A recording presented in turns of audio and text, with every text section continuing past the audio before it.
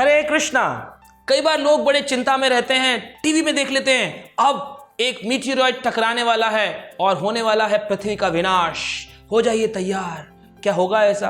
कब होगा? 2022, 2021, 2025? लगाते रहिए। इसको कहते हैं प्रलय। प्रलय होने वाली है, प्रलय होने वाली है, भूकंप आने वाला है। तो प्रलय, कितने प्रकार की प्रलय होती है? कब आती है ये प्रलय?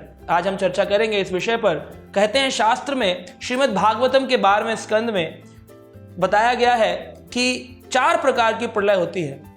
एक प्रलय होती है जिसे कहते हैं कि स्थायी प्रलय, यानी कि पल पल व्यक्ति मरता है। जब मैं 5 साल का था तब मेरा अलग प्रकार का शरीर था, आज मैं 40 साल का हूं, मेरा अलग प्रकार का शरीर है। किसी 40 साल के व्यक्ति से बोलिए क्या आप अपना वो 5 साल वाला शरीर दिखा सकते हैं? कहेगा नहीं, वो तो सिर्फ फोटो में दिखेगा। इसका मतलब उस वाले शरीर की क्या हो गई? प्रलय हो गई। साइंस भी कहता है कि हर 7 साल में हमारे मॉलिक्यूल्स चेंज होते हैं और हम अपनी पुराने सेल्स को बर्न करते जाते हैं और नए सेल्स बनते जाते हैं, यानी कि हर 7 वर्ष में हम एक नए शरीर में प्रवेश करते हैं। इसीलिए बूढ़ा व्यक्ति जवान शरीर नहीं दिखा सकता, जवान व्यक्ति युवा शरीर नहीं दिखा सकता और एक युवा व्यक्ति बालक का शरीर नहीं दिखा सकता है, क्योंकि ये सूक्ष्म परिवर्तन होता है जिसे हम ग्रोथ कहते हैं। ये एक्चुअली ट्रांसफॉर्मेशन, इसे कहते हैं स्थायी प्रलय, यानी कि रोज रोज मरना। छोटा सा बच्चा पैदा होता है, पूछते कितने साल के हो? कहता है 1 डे ओल्ड, यानी कि एक दिन पुराना। और वो 100 साल का भी हो तो 100 ईयर ओल्ड ही कहलाता है, यानी कि कभी कोई नया नहीं हो रहा है, सब लोग पुराने होते जा रहे हैं, यानी कि रोज रोज घट रहे हैं, रोज रोज घट रहे। इसको कहते हैं स्थायी प्रलय।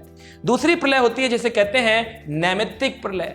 नैमित्तिक प्रलय क्या होती है कि ब्रह्मा जी इस संसार में सबसे बड़े आयु के जीव हैं। अब ब्रह्मा जी की आयु बहुत बड़ी है।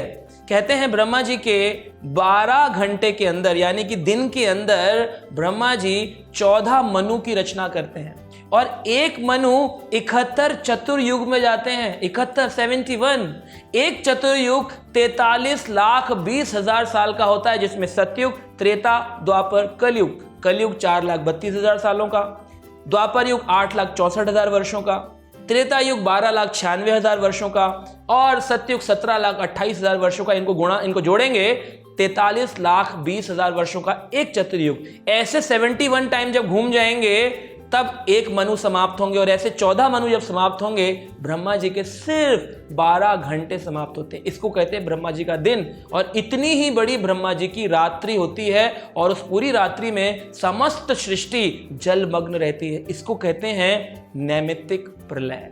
और इसके साथ में अब ब्रह्मा जी की जो आयु है वो लंबी है। एक दिन हमने चर्चा किया, अब ऐसे ही एक दिन को आप 365 दिन सोचिए, इसको कहते हैं 1 वर्ष। और ऐसे ब्रह्मा जी 100 वर्षों तक जीवित रहे। कितना बड़ा उनकी आयु हो गई। और जब ब्रह्मा जी जीव समाप्त हो जाते हैं, शरीर छोड़ते हैं, उसको कहते हैं प्राकृतिक प्रलय। उसमें पूरा ब्रह्मांड नष्ट हो जाएगा, ब्रह्मा जी भी नष्ट हो जाएंगे और सारी जीवात्माएं कर्णोदक सागर में भगवान कर्णोदकशाही विष्णु की गर्भ में चली जाएंगी। इसको कहते हैं प्राकृतिक प्रलय, यानी कि सारी प्रकृति जो ब्रह्मांड की है वो नष्ट हो जाएगी। और भगवान के लिए कैसी है? भगवान के लिए ऐसे बुलबुले के समान, बनी खत्म हो गई, बनी खत्म हो गई। और भगवान के रोमकूप से, रोमचों के अंदर से, श्वास से करोड़ों करोड़ों ब्रह्मांड निकल रहे हैं और बुलबुले के समान बनते हैं, बिगड़ जाते हैं। इसको कहते हैं क्या?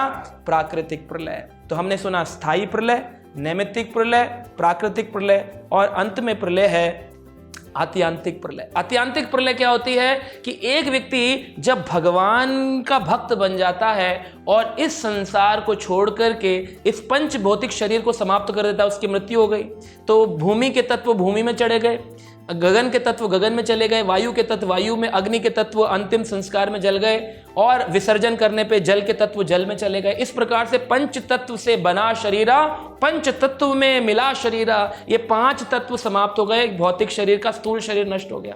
अंदर सूक्ष्म शरीर है, मन, बुद्धि, अहंकार। मन हमेशा कृष्ण के शरण में, मन सदैव कृष्ण पदार विंदयो, मन कृष्ण के चरणों में लग गया, बुद्धि भगवान के भजन में लग गई, तेषाम सतत युक्ता नाम भजताम प्रीति पूर्वकम ददामी बुद्धि योगम तम ये नमाम उपयंति ते। भगवान कहते हैं जो सतत भजन करते हैं प्रीति पूर्वक, बड़े प्रेम से, मैं उनको बुद्धि देता हूं। कौन सी बुद्धि? तो हमारी भौतिक बुद्धि नष्ट हो जाएगी और हमें सत्य बुद्धि, आध्यात्मिक बुद्धि प्राप्त होगी।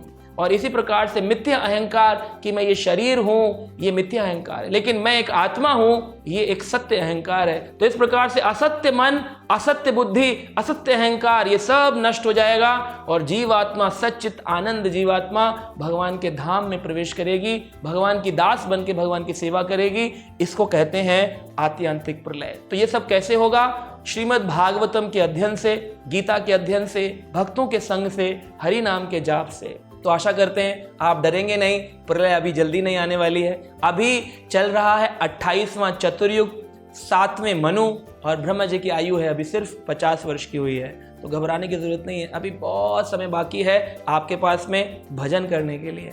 लेकिन जितनी जल्दी करें उतना अच्छा।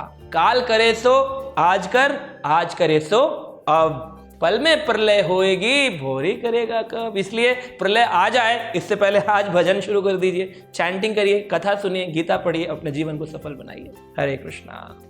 ऐसे ही और भक्तिमय कार्यक्रमों के लिए देखिए हरे कृष्णा टेलीविजन, और इसे प्राप्त करने के लिए आप अपने केबल अथवा DTH ऑपरेटर से संपर्क करें तथा और अधिक जानकारी के लिए आज ही डायल करें 7666 839 839।